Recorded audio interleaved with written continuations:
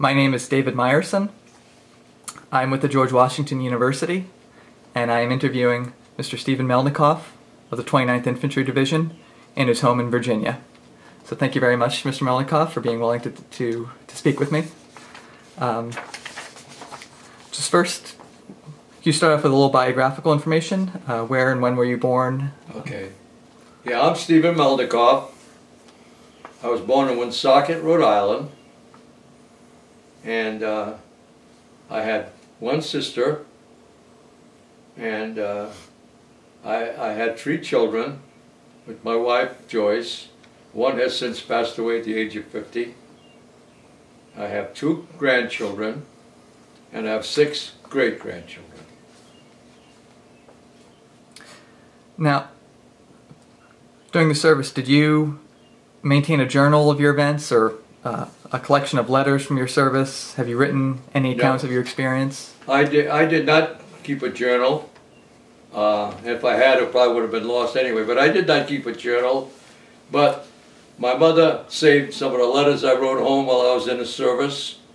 And since then, I have tried in different ways to write down things so that I wouldn't forget. And I remember bringing some of the things home I had, a little notebook with a few items in it, people that were in my platoon or something like that. Mm-hmm.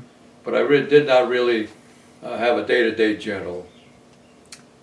Now, I understand that you have had some interviews submitted to the Library of Congress as part of the Veterans History Project. Yes. Do you want to just talk about why you think it's important to conduct these kinds of interviews? Right. Well, I think it's important because at the time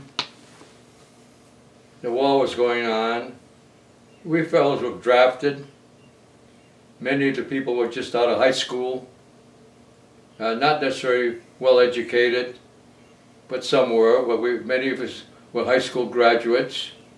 And from that point, we went from being civilians to being soldiers, and we turned into men. And it's important because I will just say one thing.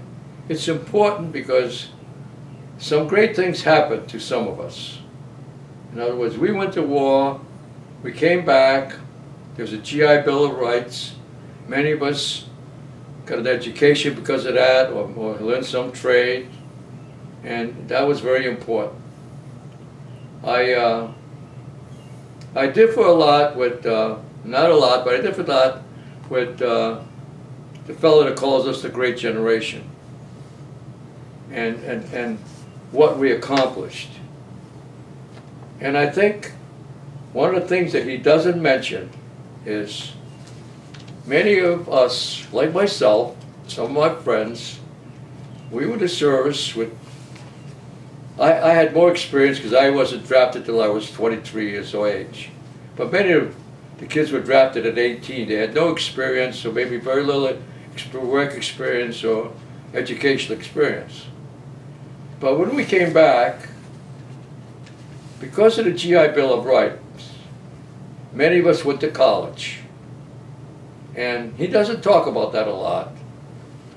But one of the things that happened, in my estimation, is there was not, in my estimation, a middle class when I was a kid growing up. They were either rich people or poor people. I don't remember a middle class. And when we got out of the service, I can name you names. We went to school. I went to University of Rhode Island, and I can remember some of the guys that we went. Some of the guys were captains in the service, some of them were pilots, bombardiers. I was a tech sergeant. I was in charge of a platoon in combat. When I left, I was in charge of a whole company.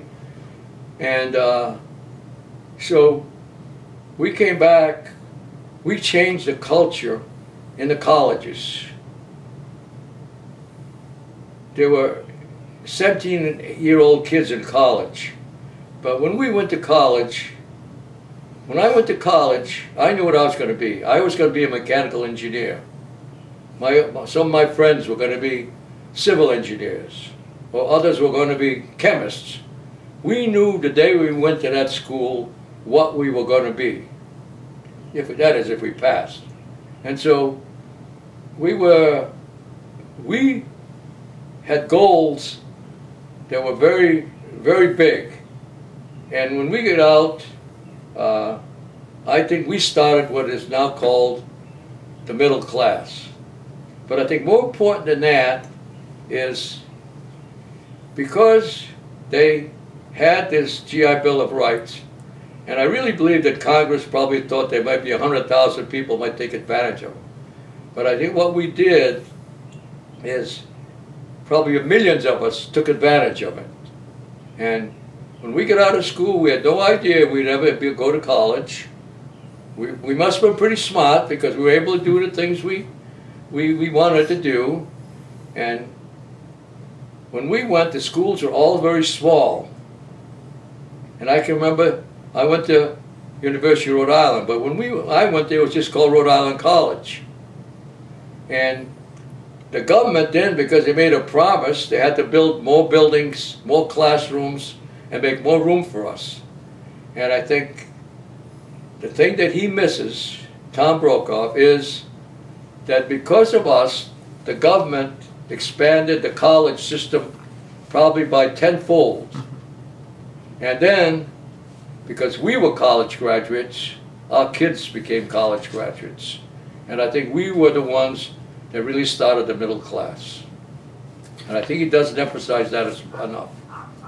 Okay, perfect. I'm just going to double check